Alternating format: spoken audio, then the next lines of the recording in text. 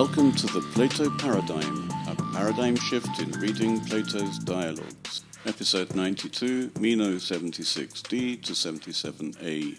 Meno was impressed with Socrates' answer in the style of Gorgias concerning colour, and now we finally get confirmation for something we have suspected for quite a while now.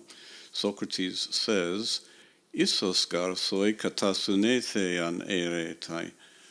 For perhaps it has been said according to what you're used to. Socrates literally says according to custom or according to habit. Meno seems to have been conditioned to accept anything said in the style of Gorgias as if it is well said. It may indeed be well said aesthetically, but with regard to the content, we've already seen that the answer is not entirely satisfactory, to say the least. Socrates has some criticism of his own, which we can add to the criticisms we made in the last episode. Kai hama oimai enoes hoti echoes ane exautes epen, kai phonen ho esti, kai osmen, kai alla polaton toiuton. Panumenun.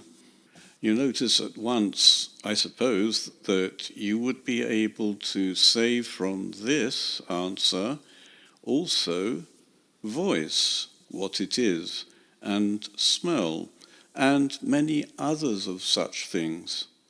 Yes, indeed. Meno seems to be quite happy to have such an answer which can explain many different things, and he doesn't seem to appreciate that an answer which can answer many different things doesn't actually answer the specific point, what is colour in particular. The answer is so general that it's actually answering how anything is sensed, not only colour, but smell and voice here meaning sound, what is heard, and many other things. I'm not sure how many other things there can be, because there are only 5 senses, but the things which are sensed could be more than the 5 senses themselves, arguably. The fact is that Socrates isn't stating anything new here. This is what the theory of Empedocles was doing. It explained how things are sensed. The pores are of different widths precisely for different sensed things. We should remember that this is just one theory within an entire poem on nature. The work must have been already famous, because even Socrates knows about this theory, and Gorgias was clearly someone who would know about this, especially as Empedocles and Gorgias come from cities in Sicily, and Empedocles is just a little older than Gorgias. Would Plato expect his readers to assume that Meno already knew this theory? Because if he's been listening to Gorgias, and if Gorgias has been teaching the poem of Empedocles, among other things that Gorgias teaches, then surely Meno should have known this already. It's an important point, but it's speculative. If Meno does already know this theory, he's being excited about what? Just hearing it again, hearing Socrates come out with his version of the way Gorgias would give this answer.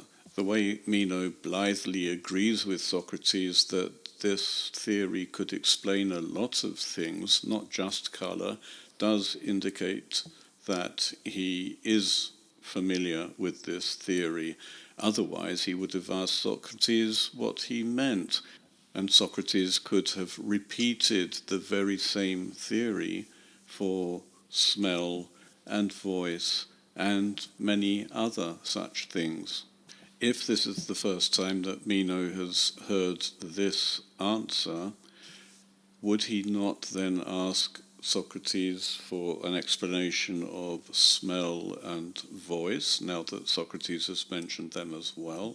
Whatever we may think of Meno here, Socrates is criticizing the theory for the very feature that makes the theory so good. According to Empedocles, sensation occurs through these pores, and it is the width of the pore which determines the sort of sensation one receives, whether it be sight or hearing and so on. But in Socrates' version of this theory, the different widths of the pore occur even in sight itself. In other words, there's no difference between the various senses. They all have different widths of pores. If Meno had learnt and understood the theory as properly presented by Empedocles, he would have corrected Socrates. And it seems to me that Socrates here is deliberately distorting the theory in order to give Meno the opportunity to correct him. Socrates wants Meno to think. Having said that Meno is used to this sort of answer, Socrates now describes the answer, what sort of answer this is. Tragikegar estino menon hei apokrisis, hoste aresque soi malon he peritus schematos. Emoige. Because Meno, the answer is tragic, so that it is pleasing to you more than the answer about shape. To me, indeed, it is pleasing.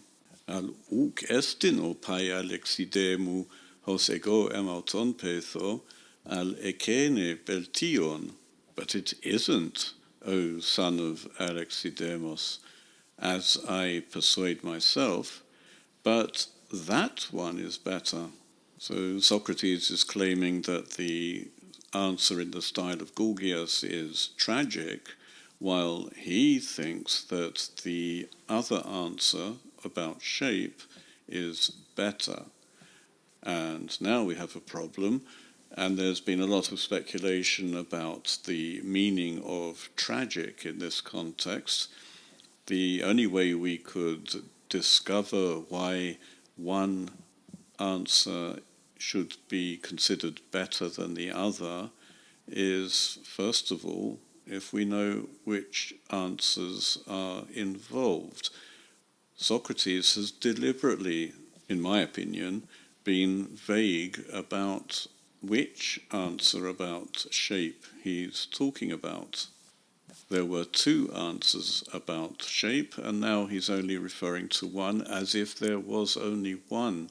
He's not saying this nearest answer. He's not saying that. He's just saying that answer, that one. Not this answer about color, but that answer about shape. So it's up to us to decide which answer about shape he means.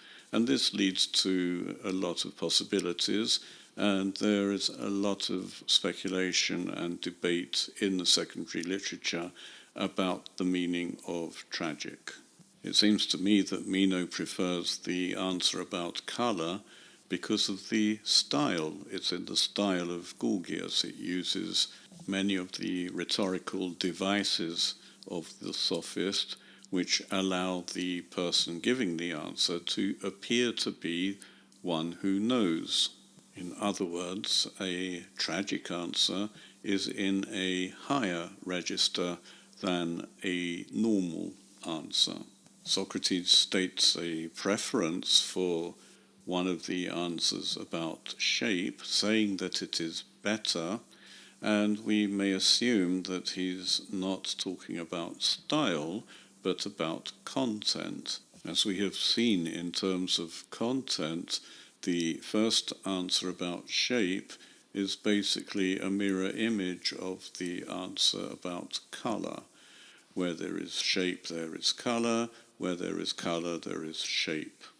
By the way, that is another distortion of Empedocles' theory, which has shapes, to explain the perception of shapes, but also colour to explain the perception of colour, and they are not to be connected. The second answer about shape is simple, to the point, and has everything we need for an answer except actually telling us what shape is. Is it really just the edge of solid? There are shapes which are abstract. They have no solid, but they still have an outline. I regard all three answers as challenges for the dialectical reader. None of them is really perfect, to put it mildly. You may have noticed that Socrates refers to Meno here as son of Alexidemos, and this may be setting the tone for the introduction of the mysteries, which Socrates is just about to refer to. Oimai de udan soidoxai, e me hospexes eleges, anankaion soi apienai proton mysterion, ale perimenais tecai muethees. Ala perimenoi manu Socrates e moi polatoi auta legois. I think that it, in other words, the answer about colour, wouldn't even seem to you, were it not, as you were saying yesterday, necessary for you to go away before the mysteries. But if you were to hang around and be initiated into the mysteries. But I would hang around, Socrates, if you were to say many such things to me. Meno and Socrates are talking at cross purposes. Socrates uses the mysteries as a device by which he obviously attracts Meno, because Meno likes such things, but also he is using the mysteries as if they would show Meno that this answer is not so good. But Meno sees the mysteries as a place where more answers will be revealed to him.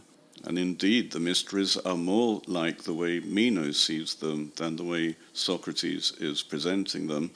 The Eleusinian mysteries, the mysteries at Eleusis, were designed to initiate people into the cult of Persephone and Demeter, probably Demeter, Mother Earth originally.